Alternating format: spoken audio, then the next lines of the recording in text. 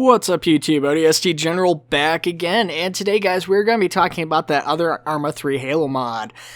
I was hoping to have a couple more screenshots to show off to you guys. Unfortunately, I only have the 2 screenshots, and I'm not even allowed to talk about the game's name yet. However, I do have a number of other things I can talk about with regards to the game, and I asked some of the questions I thought you guys might want to know answers to. So let's go ahead, let's jump into it. We'll talk about the screenshots here first, and then we'll get into some of the other stuff. So, starting off with our first screenshot, we have a Warthog and 4 Halo 2 Anniversary ODSTs. The one in the driver's seat's kind of hiding. Anyways, and you'll notice right offhand the ODSTs are holding MA-37s. The MA-37 will be one of a number of weapons included on initial release of this mod, even in the assault rifle family. The model itself is from Abimael Salazar, who some of you guys may already be familiar with his work. He's also done the remodeled and reimagined Halo 1 Marines. He's even got Halo 2, Halo 3, and some other stuff in there too in his portfolio. Now, he is actually working on the mod himself, along with a bunch of other devs, some of whom are like side modders from Optray, and others are modders from Sins of the Prophets, and I think some are just like independent people. This is like their first Arma 3 project or anything to do with like Halo modding for gaming. Any rate, pretty cool stuff there. I do love the Halo 2 Anniversary armor. Now, it's my understanding that this armor will get replaced down the road, because it is very, very high detailed. It is not really designed for Arma, so they want to do something that's a little bit more downscaled as far as like poly count and stuff like that. Something that's a little bit better held by Arma, I guess you could say. Now, I have seen this. They've been testing like large numbers of these guys in game, and the game seems to run pretty well, at least for the people testing it. So it should be pretty good despite their high quality. And high poly counts and stuff. Now, beyond that, you'll also notice the Warthog is pretty large. Now, you could probably chalk this up to perspective or something. The fact is the Warthog is very big right now. I did hear them. They said they are planning to scale down the Warthog some to be a little bit more accurate to game sizes, because right now it's a little bit more accurate to the real-life Warthog, which is massive as well. You'll also notice on the gun turret of the Warthog, if you look up that way, there is a red dot scope built into this Warthog, so no iron sights anymore. You guys will get a scope, or at least a reflex sight to use on the Warthog. So I know that's going to be really popular as well, so I'm excited to see that personally myself. Granted, I can't aim, sight or not, so I don't know it's going to make much difference for me, but for some of you, that's going to be very good. There's also another small Easter egg in here. I'm not going to say where. I'll let you guys look around the picture for that, but I think you might find it pretty quick if you haven't already found it. Anyways, let's go on to that second picture I mentioned, and this picture is pretty similar as far as the ODSTs and the Warthog goes. However, what we do have in this picture that we did not have in the other one is 2 things. First of all is those Halo 1 Marines. So as I mentioned, Abimael has worked on a number of other models, including these particular Marines. So these are a slightly updated version of the Halo 1 Marines. They're not exactly one-to-one with the original Halo 1. Their models have been changed somewhat to be a little bit more interesting and better looking for modern times. But yeah, for the most part, they're pretty accurate. Of course, they do have the Scouter eyepiece built into their helmets and everything. Very clothy uniforms under their big chunks of armor. And there is one other thing that might be a little bit trickier to spot, which is the Marine in front of the Warthog is holding a SRS sniper rifle. Now, it's my understanding that this will be based off of the Halo Reach version, I do believe. So all these different weapons, the MA-37s, the Warthog, the SRS sniper rifle, they're all based off of Reach. But as you can see, the devs are not choosing just from Reach. Like, Optray is trying to stick only with Halo Reach to get a single visual aesthetic going, which makes sense. However, this mod is wanting to pick and pull from the best of all the Halo universe. So obviously, the Reach aesthetic is still very popular because it's very much Bungie, while at the same time being probably like among the most modern Bungie thing, but you do have Halo 2 Anniversary. Obviously, they're pulling from that. And Halo 1 even. So a lot of different stuff that they're picking and pulling from here. So let's go ahead. Let's talk about some of the other stuff they discussed with me. We'll get into that, and then we'll go ahead and wrap this video up. I do want to say before I get started, if I don't answer any of the questions you guys had here, let me know in the comments below. I do have a direct line with the development team, so I can always just ask them that if there's anything I missed. So anyways, let's talk about the weapons first, since we were kind of talking about that anyways.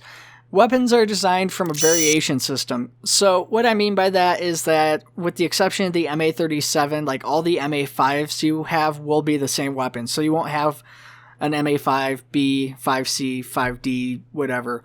It will be an MA5, and then you'll have different attachments for that MA5 that will turn it into the MA5B, that will turn it into the MA5C or D or whatever. So you'll have different ammo counters, different magazine sizes, different barrels, whatever else. And you can just change parts as you want. So you can make a mashed version of like an MAB/C or something, I guess, too, probably. But yeah, they just wanted it because basically the main body for the weapon or whatever is pretty much the same on every model. It's just that they change out the different parts, and that's how you get the variations. So that's what they're going to be doing with all the weapons. The sniper rifle, the other weapons in the game are going to be pretty similar to that. Now, like I said, there will be outliers like the MA37, which is different enough that it would be a different weapon. There's also other variations of weapons like extended lore weapons, which might not necessarily fall under that, like the MA5K. We're probably also going to see an MA2 of some kind. In fact, I've been kind of told that it might be Zero's old MA5K that he did for Optray has gotten an update, and that will be their MA2. I'll see if I can dig a picture of that up. I might not be able to, but I'll see if I can't hunt that down and find that for you guys. Anyways, going on. I asked them if they have any plans for maps or a campaign, because that's one thing Optray's always tried to do, is they've been trying to get a campaign off since Optray started, actually before Optray, back in the Eridanus insurrection. It's just like a curse that they can't get a campaign going, because every time somebody starts, they end up leaving or something. At any rate, there is no plans for a campaign or custom maps for this at this time. However, they did say they want to do props and buildings at some point. They don't know if that will be in the initial release as something like extra. That's more of like a stretch goal for them if they can get it done in time. However, that is something they want to do at some point down the road. I should have done this. These are notes as they talk to me about them, so they're kind of out of order for the video, I suppose. But going back to weapons, some weapons will have their calibers changed to be more accurate to real-world equivalents. The example I was given was the battle rifle, which will be given a more powerful munition. I wasn't given the exact numbers on these munition changes, probably because they're still testing and tweaking themselves internally. But they want to have the mod basically be able to better mesh with like RHS and ACE and all these other realism mods, Base Armor 3 even. And so it makes sense to have them change the munitions, the round types. So they're not always going to be 100% lore friendly. Now, some people will be thrilled to hear that. Some people will be maybe annoyed a bit. Now, I suspect most people are probably going to be fairly accepting of that change, just because even a lot of the big lore people still like using those like side mods for Optray that make use of like random indie factions, but some people just prefer using like RHS and stuff to use as like enemies, because it's already like basically pre-built and expanded out and everything, and they've got big vehicle pools and all that stuff.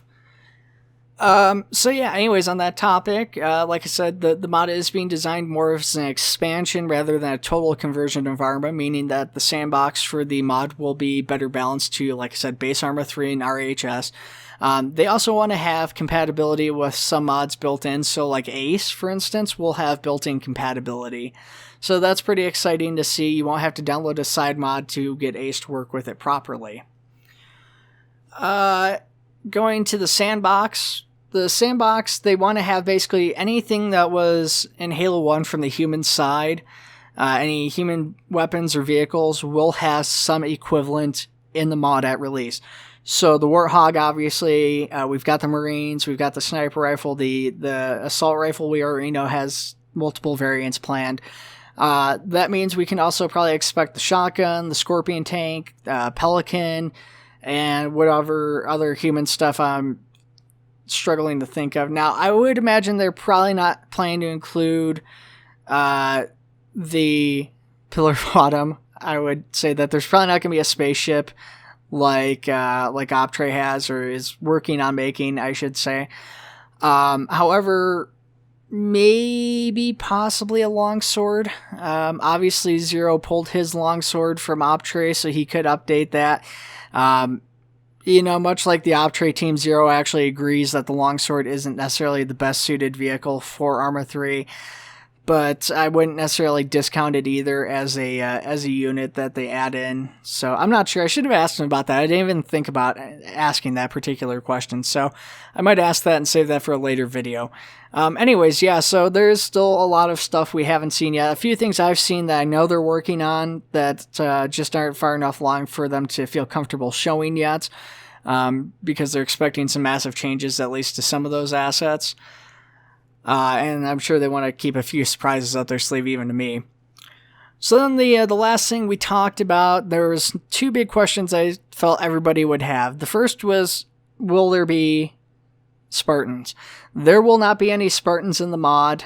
They don't have any plans for them now or in the future. Of course, those things can always change, but they seem pretty certain, pretty dedicated to that idea. The second question is, will there be Covenant? The answer to that is also, unfortunately, no. They have no plans for the Covenant. This is designed to be solely UNSC versus the Insurrection. This is set pre-Covenant War, even though they are using like Halo 2 assets and stuff. Of course, it's probably safe to assume most of those assets were in play before the war. I think they're trying to stick to lore friendliness as much as possible, so they're trying to use only assets that were like pre-Covenant and stuff, but also used during the Covenant War as well. At any rate, guys, that's all I have to talk about for this other mod. If you guys have any questions, let me know in the comments below. I will answer anything I can, and for what I can't, I don't know. We'll figure it out. Maybe I'll try to get something for you guys. We'll see. All right, guys, take it easy. I'll see you in the next one.